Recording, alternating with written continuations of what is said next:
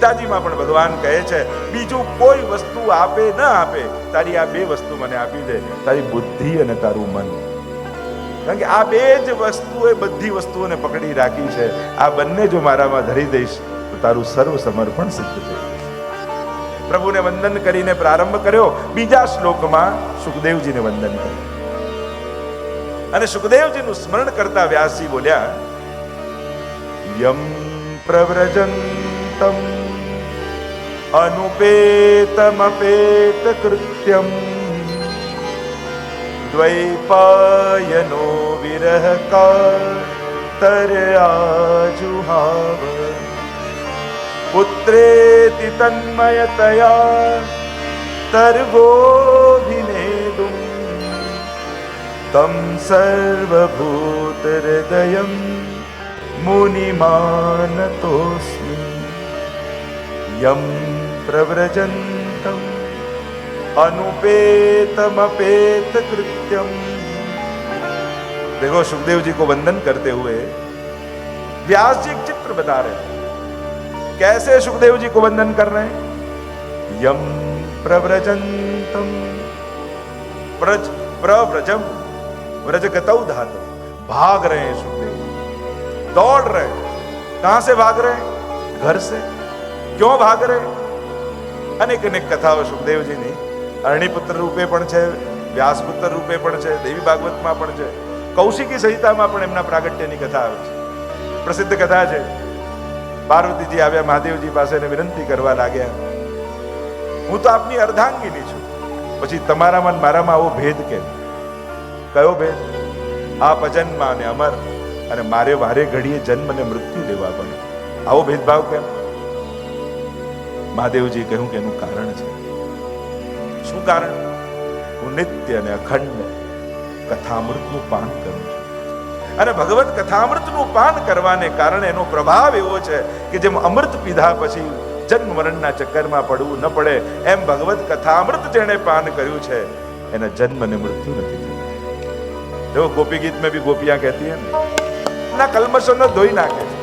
એવી ભગવાનની કથા એ અમૃત છે એમ ગોપીઓ કહે. ત્યાં દશમસ્કંદમાં પણ શરૂઆતમાં જ કહ્યું, નિવૃત્તશૈરુપગીયમાનાત ભવૌ સદા ચોત્ર મનોવિરામાત તૌત્તમ શ્લોક ગુણાનુવાદા ઉમાન વિરજ્યેત વિના પશુગના. ભવૌ સદા ચોત્ર, ભવરોગની ઔષધિ છે, અમૃતતાનું દાન કરનારી છે, અમૃતનું દાન કરનારી છે. અરે તમે અર્ધાંગીની છો, તમે આજે મનોરથ કર્યો છે, તો હું તમને કથામૃતનું જરૂર પાન કરાવીશ. પહેલી તાળી વગાડી, બધા મનુષ્યો જતા રહ્યા. બીજી તાળી વગાડી, પશુ પંખીઓ જતા રહ્યા. ત્રીજી તાળી વગાડી, જીવ જંતુઓ જતા રહ્યા. સમગ્ર સ્થાન નિર્જન બની ગયું. વિશાળ વટની વૃક્ષે મહાદેવજી બિરાજમાન થયા. કહેવા લાગ્યા, તો સમાધિ ભાષાની કથા છે, હું સમાધિમાં બેસીને કથા કરીશ, તમે સાંભળો છો એ મને ખબર પડે, એટલા માટે વચ્ચે વચ્ચે હુંકારો આપજો. સમાધિમાં બિરાજ્યા મહાદેવજી. બધા જીવ જંતુઓ જતા તો રહ્યા, પણ જે વૃક્ષની નીચે બેઠા ત્યાં એક પોપટનો માળો હતો, અને ઈંડું આપીને સુક અને સુકી ઉડી ગયા, અને બચ્ચું બહાર આવવાની તૈયારીમાં. જ્યાં મહાદેવજીએ કથા કહેવાનો પ્રારંભ કર્યો, કથાના શબ્દોનો એવો પ્રભાવ પડ્યો, ઈંડું ફૂટ્યું અને બચ્ચું બહાર આવ્યું. અહીંયા પાર્વતીજી કથા શ્રવણ કરતા કરતા હુંકારો આપતા જાય છે, અને કથા એવી આવે છે કે પાર્વતીજીને નીંદ આવી. બચ્ચાને એમ થયું, અરે જન્મતાની સાથે લોકો જીવનના અંત સમયમાં કથાને સાંભળે, અને હું એવો ભાગ્યશાળી છું, જન્મતાની સાથે ભાગવતના શ્લોકો સાંભળવા મળે. મારા જેવો સૌભાગ્યશાળી બીજો કોણ હોય કે કાનમાં પહેલો અક્ષર જો ભાગવતના શ્લોકોનો પડે તો આનાથી બીજું સૌભાગ્ય.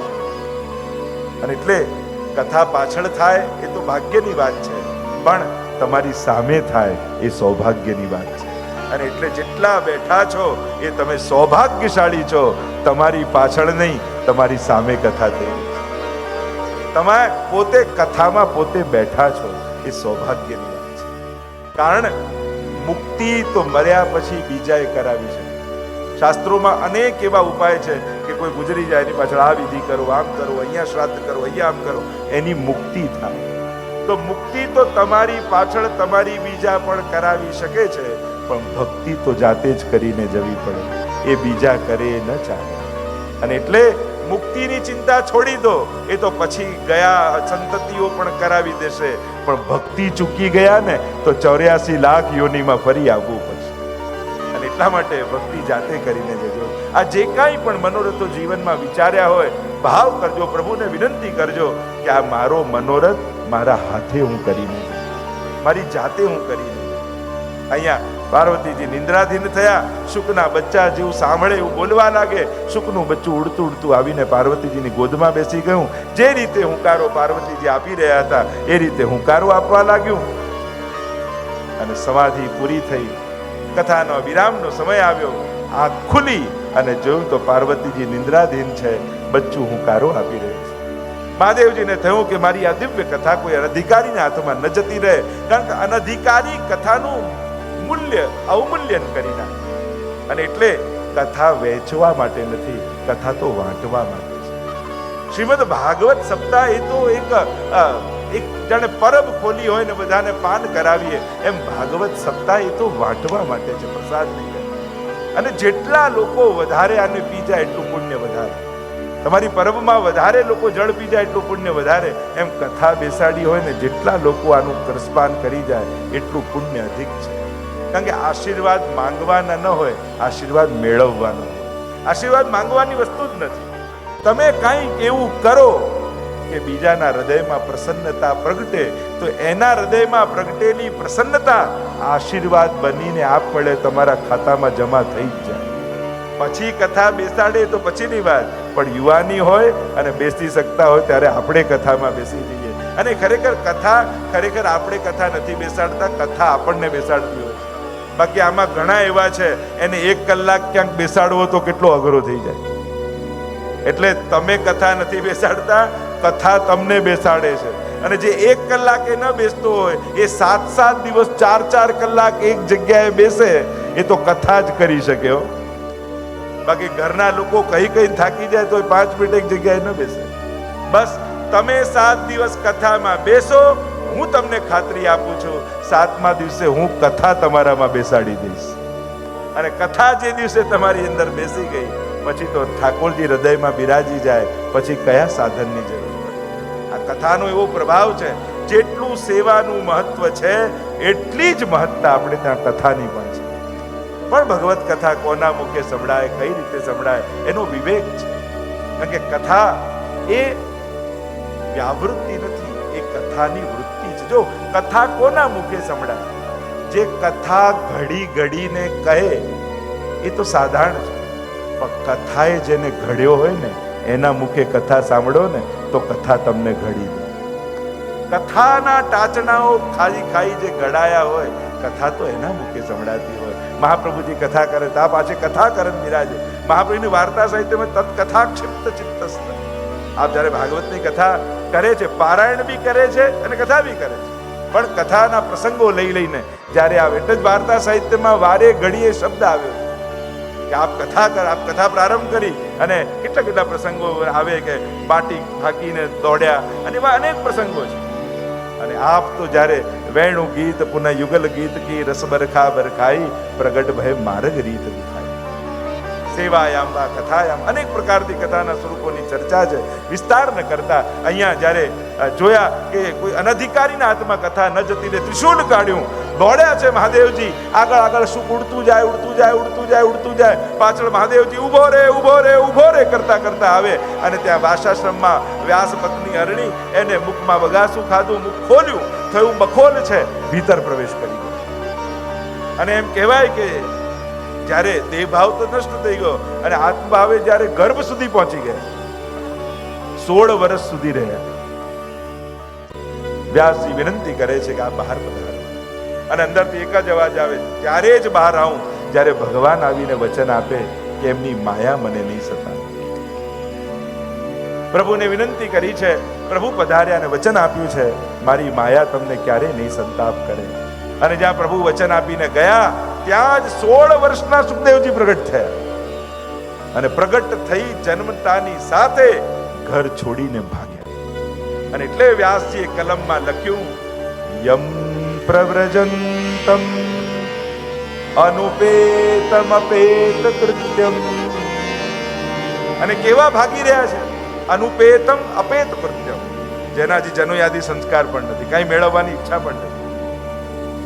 સંસ્કારની કોને જરૂર પડે? જેના જીવનમાં વિકાર હોય. જ્યાં વિકાર જ નથી તો સંસ્કારની પણ જરૂર નથી. દિગંબર અવસ્થામાં છે.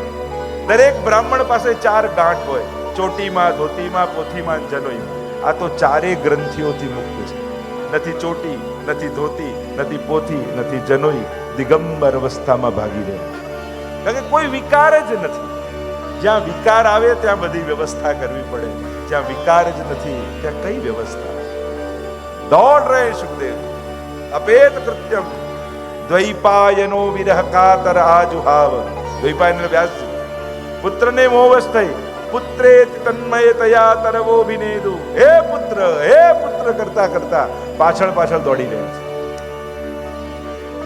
સુખદેવજી તો વળીને ન જોયું, ઉત્તર ના આપ્યો. તરવો વિનેદુ. તરવો અનેક વૃક્ષો, અણદ અવ્યક્તે શબ્દે વૃક્ષોએ આમ હલી હલીને જાણે ઉત્તર આપ્યો. વ્યાસજી અમારી સામે જુઓ, તાડ, તડકો, વરસાદ બધું અમે સહન કર્યું, પણ જ્યારે ફળ અમારી ઉપર લાગ્યા એ ફળ અમે નથી ખાધા, સંસારને સમર્પિત કરી દીધા છે. એમ વ્યાસજી આપની તપશ્ચર્યાનું ફળ આ સુખદેવજી છે. મોહ ન રાખો, સંસારને સમર્પિત કરી દો એના કલ્યાણ માટે. અને આમ કહ્યું પુત્રે તન્મય તયા તરવો વિનેદુ તમ સર્વભૂત હૃદયમ મુનિમાનતોસ્મિ. એવા સર્વભૂત એટલે કે સર્વમાં ઈશ્વરના દર્શન કરનારા સુખદેવજી, મનનશીલા મુનિ, એવા મુનિ સુખદેવજીને વંદન કર્યા છે. કારણ કે એવી કથા કહેવામાં આવે કે જ્યારે સુખદેવજી ભાગતા હતા, પાછળ વ્યાસજી આવતા હતા, તો અપ્સરાઓ સ્નાન કરતી હતી. જ્યાં સુખદેવજી નીકળ્યા તો કાંઈ ફેર ન પડે. વ્યાસજી ગયા તો બધાએ વસ્ત્રો પહેરી લીધા. વ્યાસજી નારાજ થયા. મારો 16 વર્ષનો યુવાન દીકરો ગયો તો તમને શરમ ન લાગી? કાંઈ ફેર ન પડ્યો. મારા જેવો આટલો વયોવૃદ્ધ વ્યક્તિ જાય, તમને સંકોચ લાગે, આવું કેમ?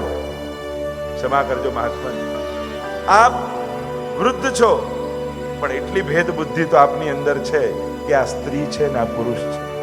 વિકાર ભલે ન હોય પણ ભેદ બુદ્ધિ તો છે. પણ આપના પુત્ર સુખદેવજી, એને તો ઈશ્વર સિવાય બીજું કઈ દેખાતું જ નથી. સર્વભૂત હૃદયમ, સર્વમાં કણ કણમાં કેવલ જે કૃષ્ણના દર્શન કરે એવા સુખદેવજીને વંદન કર્યા છે. પરિચય આપી દીધો, કોણ વક્તા છે. આગળ કથાને લઈ ગયા નૈમિષારણ્ય. 88,000 ઋષિઓ ભેગા થયા છે. 1000 વર્ષ સુધી ચાલે એવો યજ્ઞ આદરીને બેઠા છે. અને યજ્ઞના મધ્ય ભાગમાં થોડો સમય બચે છે. થયું પુણ્ય કર્મ કરવા બેઠા છે તો પછી સાંસારિક કાર્યો નથી કરે, કંઈક અલૌકિક કાર્ય કરે. અને એટલે આપણે ત્યાં કોઈ પણ અલૌકિક મનોરથ આદિ હોય ત્યારે લૌકિક વ્યવહારો ટાળી એ સમયના મધ્ય ભાગમાં યા બચતા સમયમાં પણ ભગવત કાર્યો જ કરે. થયું અન્ય કાર્યો કરવા કરતા સુતજીને બોલાવ્યા અને ભગવત કથા સાંભળી. અને આમ વિચાર કરી સુતજીને આમંત્રિત કર્યા છે. સુતજી પધાર્યા છે, સ્વાગત કર્યું છે. સૌનક આદિ 88,000 ઋષિઓ છે. નૈમિષારણ્ય જેવું ક્ષેત્ર છે. અને સુતજીને ઉપર બિરાજમાન કર્યા. નીચે બિરાજ્યા સૌનક આદિ ઋષિઓ. પ્રશ્નો કર્યા. ગુરુદેવ, આપનું જ્ઞાન અનંત છે અને અમારું અજ્ઞાન અનંત છે, અને આપ તો કરોડો સૂર્ય સમાન છો. અનેક પ્રશ્નો કરતા કહ્યું, ઈહ ઘોરે કલૌ પ્રાયો જીવશ્ચા સુરતામ ગત ક્લેશાક્રાંતસ્ય તસ્યૈવ શોધને કિમ પરાયણ. ગુરુદેવ, આ કલિયુગમાં જીવ આસુરી વૃત્તિ વાળો થયો છે. અને આસુરી વૃત્તિ વાળો થયો છે અને ક્લેશમાં આક્રાંત થયો છે. એને ક્લેશ ગમવા લાગ્યો છે. ભય એ પાપ કરે છે એનો નથી, ડર એને પાપ ગમે છે. જો પાપ થઈ જાય એ કઈ બહુ મોટી વસ્તુ નથી. જીવ છે તો થાય, અપરાધ થાય એની વાત નથી, એનો ડર નથી. પાપ થયું એનો ડર નથી.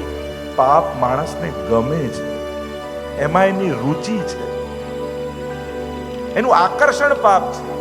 અને એટલા માટે આ પાપમાંથી એને મુક્ત કેમ કરો? એ ક્લેશથી આક્રાંત થયેલા જીવને શાંતિ કેમ મળે? અમને જીવનમાં, અમારા જીવનમાં વિવેકની પ્રાપ્તિ કેમ થાય? કહ્યું કે અમને કોઈ એવું સાધન બતાવો જે પવિત્ર કરનારામાં પણ પવિત્ર કરનારું હોય, જે મંગલ કરનારામાં પણ મંગલ કરનારું હોય. ને સૌથી શ્રેષ્ઠ પ્રશ્ન કર્યો, અમને ભગવાન કૃષ્ણ મેળવી આપે એવું કોઈ સાધન બતાવો. જો ઉત્તમ પ્રશ્ન કર્યો છે, ભગવાન કેમ મળે. આપણા બધા જ પ્રશ્નો વ્યવસ્થાના હોય છે. જારી કેમ મુકાય, બંટો કેમ ભરાય, શિંગાર કેમ ધરાવાય, સ્નાન કેમ કરાવાય, બધા વ્યવસ્થાના પ્રશ્નો હોય છે. ઠાકોરજી કેમ મળે. તો કુમદાસની વાર્તામાં અબ કોઈ પૂછેગો નહીં, અબ કોઈ કહેગો નહીં. વ્યવસ્થામાં એટલા બધા અટવાઈ જઈએ છે કે, અને એટલા માટે ઘણીવાર મને એમ થાય કે પુષ્ટિ માર્ગી સેવાને બહુ અઘરી ન બનાવો અને બહુ મોંઘી ન બનાવો. આપણે આપણા સેવા કર્મને એટલો બધો અઘરો બનાવી દીધો છે કે સાધારણ નવા વ્યક્તિને એમ થાય કે આપણે તો કરી જ નહીં શકીએ.